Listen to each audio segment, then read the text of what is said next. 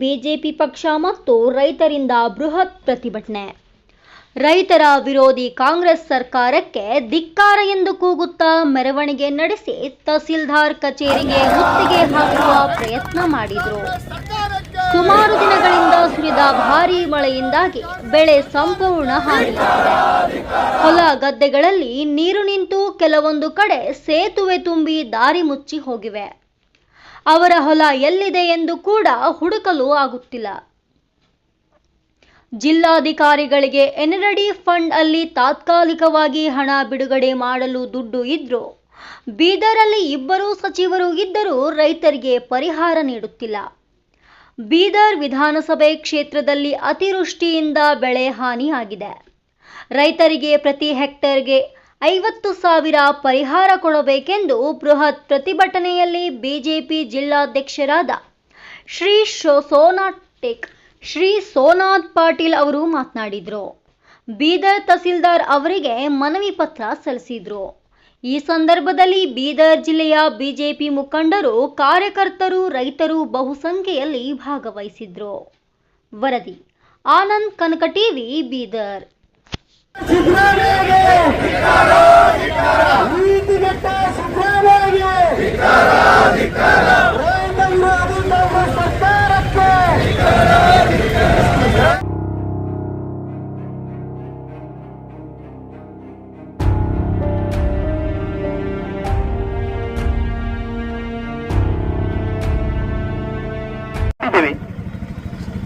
ಕಳೆದ ತಿಂಗಳು ಬಹುಶಃ ಬೀದರ್ ಜಿಲ್ಲೆ ಇತಿಹಾಸದಲ್ಲಿ ಯಾವತ್ತೂ ಆಗಲಾರದಷ್ಟು ಮಳೆ ಬೀದರ್ ಜಿಲ್ಲೆಯಲ್ಲಿ ಆಗಿದೆ.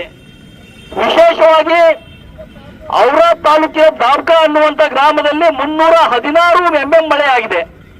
316 mm ಮಳೆ ಅಂದ್ರೆ ನಾವೆಲ್ಲ ಟಿವಿಯಲ್ಲಿ ನೋಡ್ತಾ ಇದೀವಿ, ಬಾದಲ್ ಪಟ್ಟಣ ಅಂತೇಳಿ. ಹರಿದ್ವಾರದಲ್ಲಿ, ಉತ್ತರ ಕಾಶಿಯಲ್ಲಿ ಅಲ್ಲೆಲ್ಲ ಬಾದಲ್ ಪಟ್ಟಣ ಆಗ್ತಾ ಇದೆ. ನಾವು ಒಂದೇ ಜನಕ್ಕೆ ಊರಿಗೆ ಕೊಚ್ಕೊಂಡು ಹೋಗ್ತಾ ಇವೆ. ಆ ರೀತಿಯಾದಂತ ಒಂದು ಮಳೆ ಔರಾದ್ ತಾಲೂಕಿನಲ್ಲಾಗಿ ಅಲ್ಲಿ ಒಂದು 100 ಜಾನುವಾರುಗಳು, ಒಂದು 50 ಎಮ್ಮೆಗಳು ಕೊಚ್ಕೊಂಡು ಹೋಗಿ ಮಹಾರಾಷ್ಟ್ರಕ್ಕೆ ಹೋಗಿತ್ತು. ನಮ್ಮ ಕರ್ನಾಟಕ ಸರ್ಕಾರಕ್ಕೆ ನಾಚಿಕೆ ಆಗಬೇಕು. ಅವತ್ತು ಮಹಾರಾಷ್ಟ್ರದ ಅಲ್ಲಿನ ಲಾತೂರ್ ಜಿಲ್ಲಾ ಪಾಲಕ್ ಮಂತ್ರಿ ಮುಂಜಾನೆ 5:30 ಗಂಟೆಗೆ ಅಲ್ಲಿ ಬಂದು ನೋಡ್ತಾ ಇದ್ದಾರೆ. ಇವೆಲ್ಲ ಎಲ್ಲಿಂದ ಬಂದ ದನಗಳು, ಕರ್ನಾಟಕದವರಿಗೆ ಸರ್ಕಾರಕ್ಕೆ ನಾಚಿಕೆ ಇಲ್ಲೇನೋ ಅಂತ ಕೇಳಿದಾರು ಅಲ್ಲಿನ ಜನರಿಗೆ. ಇಲ್ಲಿವರೆಗೆ ನಮ್ದು ಒಬ್ಬ ಸಚಿವ, ಜಿಲ್ಲಾ ಉಸ್ತುವಾರಿ ಸಚಿವ ರಹೀಂ ಖಾನ್ ಇಬ್ರು ಕಾಟಾಚಾರಕ್ಕೆ ಭೇಟಿ ನೀಡಿದ್ದನ್ನು ಬಿಟ್ಟಿದ್ರೆ ಯಾವುದು ಬೇರೆ ಮಾಡಿಲ್ಲ. ಕೃಷಿ ಸಚಿವರು ಇದ್ದಾರೋ ಇಲ್ಲೋ ಗೊತ್ತಿಲ್ಲ. ಅವರು ಮಂಡ್ಯದಲ್ಲಿ ಗಣಪತಿಯಲ್ಲಿ ಗಲಭೆ ಹೆಸರಲ್ಲಿ ಅವರು ಬಿಸಿ ಇದ್ದಾರೆ. ಕಂದಾಯ ಸಚಿವರು ಎಲ್ಲಿದ್ದಾರೆ ಗೊತ್ತಿಲ್ಲ. ಕೋಲಾರ ಜಿಲ್ಲೆಗೆ ಸೀಮಿತರಾಗಿದ್ದಾರೆ ಕೃಷ್ಣ ಬೈರೇಗೌಡರು. ಅಲ್ಲಿ ಆಕ್ಸಿಡೆಂಟ್ ಆದವರಿಗೆ ಸರಿಯಾಗಿ ಬಡವರ ಮಕ್ಕಳು ತೀರಿ ಹೋಗಿದ್ದಾರೆ. ಅವ್ರಿಗೆ 2 ಲಕ್ಷ ಪರಿಹಾರ ಕೊಡ್ತಾರೆ. ಮುಖ್ಯಮಂತ್ರಿಗಳ ಹತ್ರ ಏನು ಪರಿಹಾರ ಕೊಟ್ರೆ ಆ ಜೀವಗಳು ವಾಪಸ್ ಬರ್ತವೇನಂತೆ. ಅದೇ ಮಂಗಳೂರಿನಲ್ಲಿ ಒಬ್ಬ ಅಲ್ಪಸಂಖ್ಯಾತ ತೀರು ಹೋಗಿದ್ರೆ ಅವನಿಗೆ 50 ಲಕ್ಷ ಪರಿಹಾರ ಕೊಡ್ತಾರೆ, 25 ಲಕ್ಷ ಪರಿಹಾರ ಕೊಡ್ತಾರೆ. ಅವನೇನಾದ್ರೂ ವಾಪಸ್ ಬರ್ತಾರ? ಇವತ್ತು ಈ ಮಾತನ್ನು ನಾವು ಮುಖ್ಯಮಂತ್ರಿ ಕೇಳಬೇಕಾಗ್ತದೆ. ಇವತ್ತು ನಮ್ಮ ಜಿಲ್ಲೆಯಲ್ಲಿ ಸರ್ಕಾರಿ ರಿಪೋರ್ಟ್ ಪ್ರಕಾರ, ನಾನು ಹೇಳ್ತಾ ಇಲ್ಲ, ಸರ್ಕಾರಿ ರಿಪೋರ್ಟ್ ಪ್ರಕಾರ ಸೆಪ್ಟೆಂಬರ್ 1ಕ್ಕೆ 80,000 ಹೆಕ್ಟರ್ ಅಂದ್ರೆ 2 ಲಕ್ಷ ಎಕರೆಯಲ್ಲಿ ಬೆಳೆ ಹಾನಿ ಆಗಿದೆ. ಅದರಲ್ಲಿ 16,000 ಹೆಕ್ಟರ್ ಹೆಸರು ಸಂಪೂರ್ಣ ನಾಶ ಆಗಿದೆ. 11,500 ಹೆಕ್ಟರ್ ಉದ್ದು ನಾಶ ಆಗಿದೆ. 24,500 ಹೆಕ್ಟರ್ ತೊಗರಿ ನಾಶ ಆಗಿದೆ ಮತ್ತು 27,000 ಹೆಕ್ಟರ್ ಸೋಯಾ ನಾಶ ಆಗಿದೆ. ನಮ್ಮ ಜಿಲ್ಲೆ 4 ಪ್ರಮುಖ ಬೆಳೆಗಳು. ರೈತರು ಅದರ ಮೇಲೆ ತಮ್ಮ ಜೀವನವನ್ನು ನಡೆಸೋರು. ಈಗಾಗಲೇ ಒಬ್ಬ ರೈತ ಮುಖಂಡರು, ಹಿರಿಯರು ಮಾತಾಡ್ತಾ ಹೇಳಿದ್ದು, ಇವತ್ತು ರೈತರು ಆತ್ಮಹತ್ಯೆ ಹಾದಿ ಹಿಡಿಬೇಕಾಯ್ತದ ಅಂತ ಹೇಳಿ. ಇವತ್ತು ಸರ್ಕಾರ ಕೇವಲ ಪಂಚ ಗ್ಯಾರಂಟಿಗಳ ಹೆಸರು ಹೇಳ್ಕೊಂಡು ಇವತ್ತು ರೈತರಿಗೆ ದಿಕ್ಕು ತಪ್ಪಿಸುವಂತ ಕೆಲಸ ಮಾಡ್ತಾ ಇದೆ. ಯಾವುದೇ ಸರ್ಕಾರ ಇರ್ಬೋದು, ಹಿಂದೆ ಯಡಿಯೂರಪ್ಪನವರು ಮುಖ್ಯಮಂತ್ರಿ ಇದ್ದಾಗ ಬೀದರ್ ಜಿಲ್ಲೆಯಲ್ಲಿ ಅತಿವೃಷ್ಟಿಯಾಗಿ ಕಾರಂಜಾದಿಂದ ಯಾವಾಗ ಗೇಟ್ ತೆಗೆದಾರೋ ಅವಾಗೆಲ್ಲ ಹೆಲಿಕಾಪ್ಟರ್ ತಗೊಂಡು ಸರ್ವೆ ಬರ್ತಾ ಇದ್ರು. ಇವತ್ತು ಈ ಸರ್ಕಾರ ಹೊಸ ಹೆಲಿಕಾಪ್ಟರ್ ಖರೀದಿ ಮಾಡ್ಬೇಕಂತ ಚಿಂತನೆ ಮಾಡ್ತಾ ಇದೆ. ಇವತ್ತು ಲೀಸ್ ಮೇಲೆ ಕಂಟಿನ್ಯೂಸ್ ಹೆಲಿಕಾಪ್ಟರ್ ಇಟ್ಕೊಂಡಿದೆ. ಯಾಕಂದ್ರೆ ಅವ್ರ ಹೆಂಡ್ರ ಮಕ್ಕಳಿಗೆ ಓಡಾಡ್ಸ ಕಡೆ. ಇವತ್ತು ರೈತರ ಸಂಕಷ್ಟದಲ್ಲಿದ್ದಲ್ಲಿ ಬಂದು ನೋಡ್ಬೇಕು ಎಷ್ಟು ಎಕರೆ, ಎಷ್ಟು ಜಮೀನು ನೀರಿನಲ್ಲಿ ಮುಳುಗಿ ಹೋಗಿದೆ ಅಂತ ಹೇಳಿ ಹೇಳ್ತಾ ಇದ್ರು. ಇಸ್ಲಾಂಪುರ್ ಗ್ರಾಮದಲ್ಲಿ ಯಾರ ಜಮೀನು ಯಾವ್ದಿದೆ ಅಂತ ಗೊತ್ತಾಗ್ತಾ ಇಲ್ಲ ಅಂತ ಹೇಳಿ.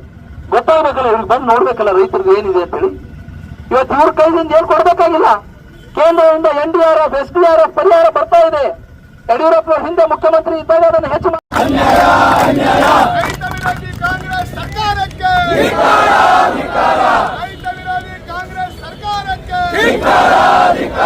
ರೈತ ವಿರೋಧಿ ಸಿದ್ದರಾಮಯ್ಯನವರಿಗೆ, ರೈತ ವಿರೋಧಿ ರಹೀಂ ಖಾನನಿಗೆ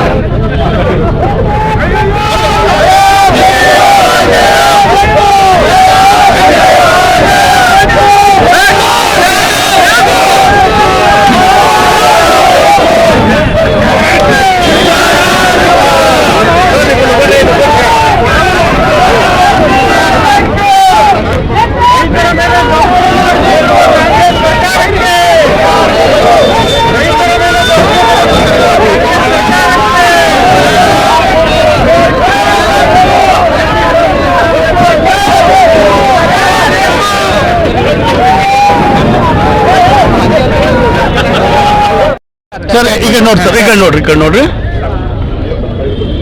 ಸ್ವಲ್ಪ ಹಾಂ ಸರ್